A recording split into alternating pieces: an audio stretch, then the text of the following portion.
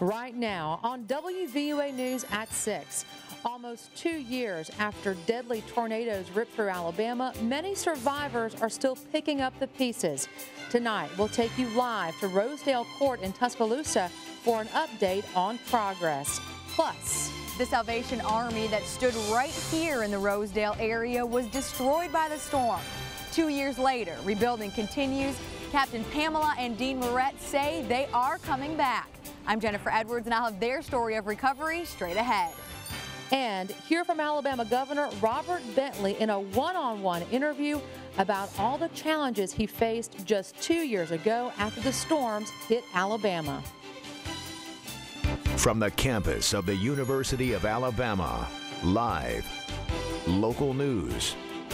From Alabama's home team, this is WVUA News at 6. Good evening. Thanks for joining us. I'm Philip Coleman.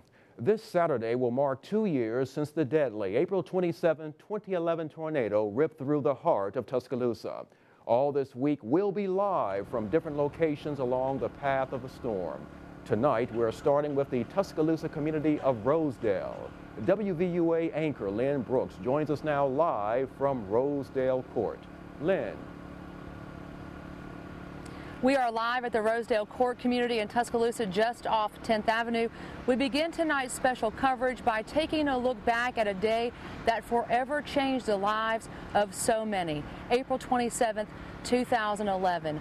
On that day, we were watching those storms right along with you as they came dangerously close to our television studios. Here's a look. Along with our viewers, we watched a massive tornado take shape live on the air from the WVUA tower camera.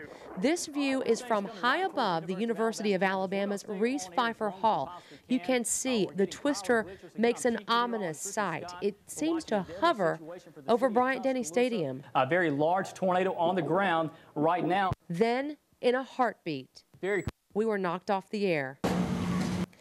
With my own video camera, I climbed 4 flights and stood at a window facing the stadium. The tornado looked like it was skirting the spiral. You can see the debris flying from the sides. When this came closer, that's when I ducked into a stairwell. Minutes after the storm passed, sirens were screaming on McFarland Boulevard. People emerged from the rubble and started roaming into the streets. Weird, just bad. Everything got destroyed. Tornadoes and stuff with the tornadoes. It's been bad. Some bringing the little they have left. Some asking why. And others wanting more than ever just to hold on to someone they love. This man fell to his knees and began to pray. He later told us, had it not been his day off, he would have been working inside this restaurant. Thankful to have his life, he was saying out loud, "Oh Lord, please help us." Others heard his plea and joined the prayer. I'm really counting my blessings. Rita Sturdivant is alive because her office closed early. This was my desk. That's my computer. Right there, that was my file cabinet. With little direction in sight, at least some are able to focus on the future. Praise God. And that story was from 2 years ago. Now we go to 2 years later. A lot of construction all around town. Specifically tonight, we're focusing on the Rosedale Court. Very busy in Rosedale Court. 85 units have opened for residents to move in back in January, and you can still see large construction equipment in the area as all the work continues to finish the development. Already plans for Phase 3. That will be a mid-rise building for seniors in the area. And one organization that was located not very far from here, the Salvation Army. They're used to helping people, but on the road to recovery, they've needed some help themselves. Jennifer Edwards joined us now live with that story.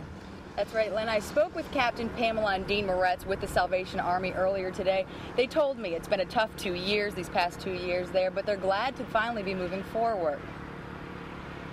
Following the April 27, 2011 tornado, an organization that works to help the homeless quickly found itself in need. From that time forward, we were working to secure facilities to actually have a base here in Tuscaloosa to replace the ones that were destroyed. And together, Captain Dean and Pamela Moretz continue to do just that.